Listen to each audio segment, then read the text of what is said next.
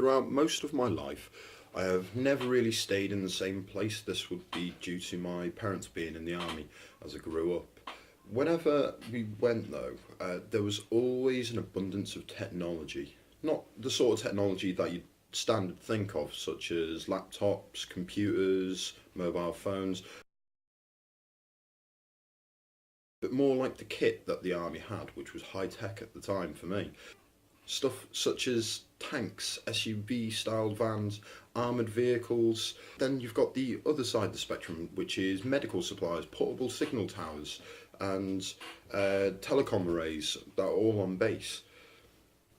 This made me think every time I saw something that I didn't understand, I need to find out how it works.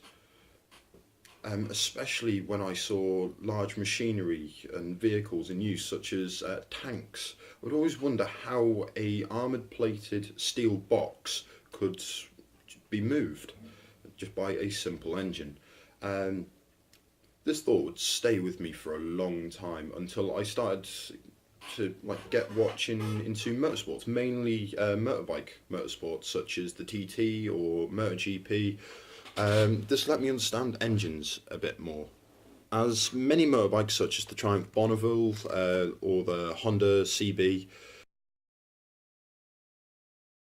they both have the engine exposed, so I could see how everything was connected, or well, so I thought at the time. As I looked more and more into engines, I realised that there were two types that were mass produced. The two-stroke engine and the four-stroke engine. The two strokes allow fuel intake to come in from the carburetor, and then it allows the gases out into the exhaust at the same time, which can be inefficient and can have fuel leak going straight through the exhaust. Where four-stroke engines use the principle of suck, squeeze, bang, blow, which are a lot more efficient, especially in mass-produced vehicles such as cars, bikes.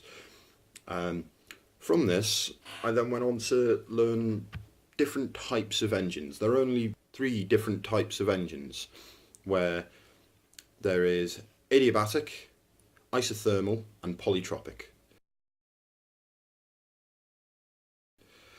In short, isothermal is where the temperature stays constant, so very slow moving engines where no heat transfer goes on. The only almost true isothermal engines are stationary, like ship engines or generators, for an example being a hospital. Adiabatic is where the reaction is so fast there is no heat transfer. So this would be trying to be recreated within supercars and other high-speed machinery. Then there is polytropic, which is pretty much all engines, as you can't get true adiabatic and true isothermal. Where polytropic is the characteristics within the engine. So this is how they work out the engine efficiency. Which will be using the expansion and compression within the engine and heat transfer.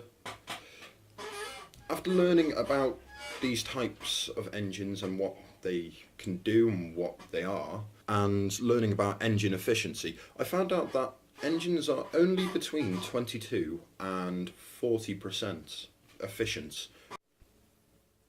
Gasoline engines are usually the least efficient, where some diesels can exceed 40% thermal efficiency, but they are more than likely stationary engines that are used in either ships, generators, or etc.